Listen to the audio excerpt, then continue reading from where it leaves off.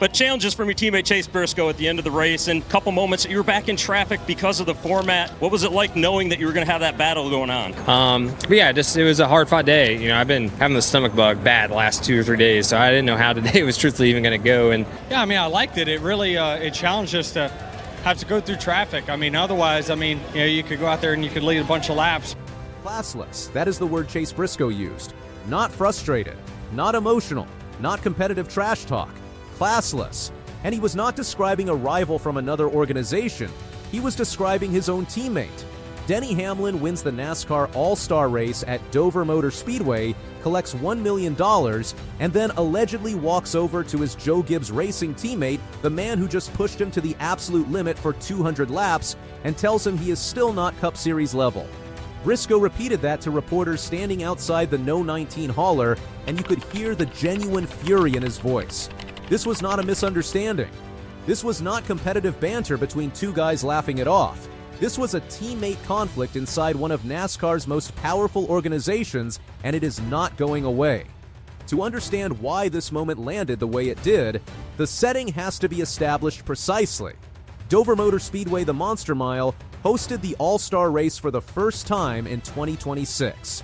The format: 2 75-lap segments followed by a 200-lap finale with an inverted field. Winner take all, $1 million prize with no points on the line. These are not two drivers from competing organizations with different loyalties. These are two Joe Gibbs Racing teammates sharing information in debriefs every week, competing under the same banner, representing the same sponsors every single race weekend. The garage dynamic inside JGR already carries pressure. Veterans like Hamlin controlling the spotlight, while younger drivers like Briscoe work to establish themselves in a new organization. A comment like the one Briscoe described does not just sting personally, it lands inside a working relationship that must continue every week for the rest of the season. Before the alleged comment can be fully understood, Briscoe's race weekend has to be laid out, because the physical and performance context is what makes the post-race words so explosive. On Saturday in practice, Briscoe slammed the wall. His team had to rebuild the entire car from the ground up before Sunday's race. His own words after the event: "I knocked the wall down in practice, and we basically rebuilt the whole car." So for them to be able to just get the car back to where it was competitive, it says a lot about the guys. On top of that, Briscoe had been dealing with a stomach bug for the 2 or 3 days leading into the race. Physically, he was not at 100% heading into one of the most physically demanding venues on the NASCAR calendar. Dover's banking and G-forces through the corners across 200 laps would challenge a fully healthy driver. He went into that race sick, in a rebuilt car, and still nearly won $1 million. The race itself was not a one-sided affair. Segment 1, Briscoe 4th, Hamlin 2nd, Denny 1, Chase 0. Segment 2, Briscoe 2nd, Hamlin 3rd, Denny 1, Chase 1. In the 200-lap finale, after Hamlin led lap 1, Briscoe overtook him and led the next 39 laps. They traded the lead multiple times. Briscoe led 22 consecutive laps at one stage. The problem was technical, and he identified it himself in real time: "I just didn't have the rear grip." Anytime that I was not the leader, I would be really good, and as soon as I would take the lead, I would go into the next corner. I'm like, man, I'm way too loose. He deliberately backed up to Hamlin to avoid overworking his right rear tire, trying to manage the balance rather than burn the tire. Eventually, the balance swung too far. Hamlin seized the lead on lap 171 and held it the remaining 30 laps. Final deficit: no 0.887 seconds. That is less than 1 second separating the two drivers after 200 laps. Briscoe was not a passenger. He was not a driver who stumbled into a result. He led multiple stints, identified a specific technical problem in real time, and pushed one of NASCAR's most experienced concrete track drivers to his limit all night. Then came the moment. After the race ended, Briscoe walked over to congratulate Denny Hamlin's standard protocol between teammates after battling for a major prize. According to Briscoe, Hamlin responded by telling him he was still not Cup Series level. Briscoe did not bury the comment. He did not soften it for reporters. Standing outside the No 19 hauler, he told reporters what was said and described Hamlin's comment as classless. The word choice was deliberate. When a driver says something was classless, they are making a moral judgment, not an emotional one. They are saying it was not just wrong, it was beneath the dignity of the situation. Briscoe was explicit. He was not asking for praise. He was not demanding Hamlin hand him respect just because he ran second. But after going toe-to-toe for 200 laps and finishing less than 1 second behind, hearing his own teammate use the win as an opportunity to diminish the performance was something different entirely. His own measured assessment: if you're ever going to beat Denny Hamlin anywhere, you have to be perfect. And I thought I was near perfect, just needed a little bit more. When reporters put the accusations to Hamlin, his response made things worse rather than better. He never directly denied saying it. Instead, he essentially brushed it off, saying emotions run high after races and that they raced hard all night. That is not a denial. That is a deflection.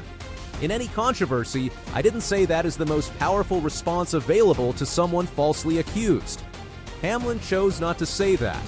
The gap between what he could have said and what he chose to say was noticed immediately across the NASCAR community. His broader post-race comments were warm and professional. He praised his progressive team, acknowledged the format created real challenges, and said, "I definitely like the invert." Obviously, it caused some chaos there and took out some good cars, but overall, it's a typical all-star race when that stuff happens. He also mentioned he would probably give the $1 million to his mom, but none of that displaced the non-denial. Hamlin is the most psychologically aggressive competitor in the modern NASCAR garage, a driver who uses every tool available to maintain mental control inside the sport. Some fans defended the comment immediately. That is just who Denny is. Others said it crossed a specific line specifically because it was directed at a teammate who had nearly delivered a JGR 1-2 finish. The race itself produced carnage well beyond the Hamlin-Briscoe dynamic. The event got off to a fiery start on lap 2, a pileup triggered by Ryan Preece coming down the banking in turn 1 and making contact with Todd Gilliland. Kyle Larson, a 3-time All-Star winner, hit the wall after colliding with Gilliland's Ford. Ryan Blaney, Chase Elliott, Daniel Suarez, John Hunter Nemechek, and Michael McDowell were all swept into the incident. Preece's no. 60 Ford made a heavy impact with the outside wall, causing the rear end to erupt in flames. He climbed out unscathed and said afterward, "I'm fine, I seem to take big hits. I don't know what happened. If it was my fault, I'm sorry." He later accepted full responsibility on social media. Chase Elliott, the 2020 Cup Series champion and 8-time most popular driver, never advanced past the first segment after being caught in 2 separate wrecks. His post-race honesty: "It was pretty wild. I hate to get caught up in that. I knew better. I saw it getting crazy. I should have bailed."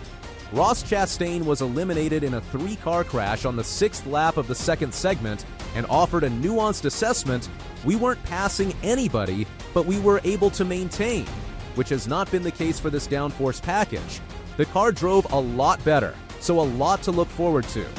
John Hunter Nemechek had a real shot at starting on pole for the second segment before getting collected in a massive incident heartbreaking by his own description.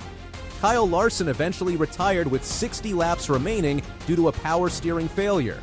8 caution flags, 23 of 36 drivers involved in incidents at some point during the night.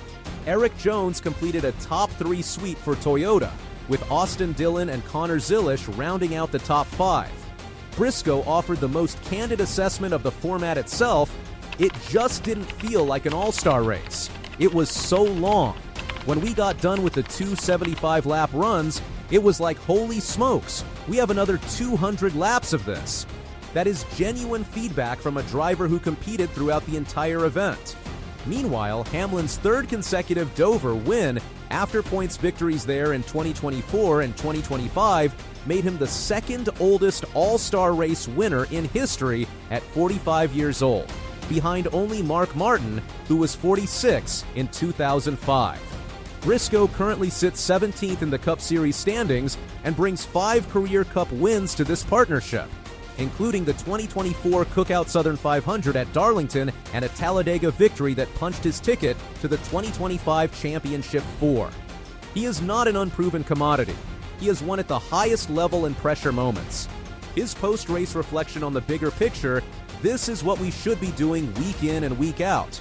We've just executed the last 2 weeks, so our speed is clearly there. It's just a matter of putting that speed to use and capitalizing on it.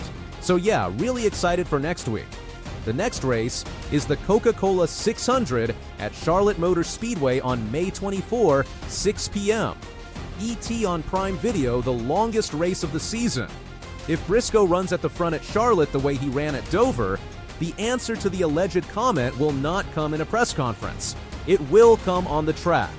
And NASCAR history is full of moments where a teammate conflict produced extraordinary individual performances in the weeks that followed.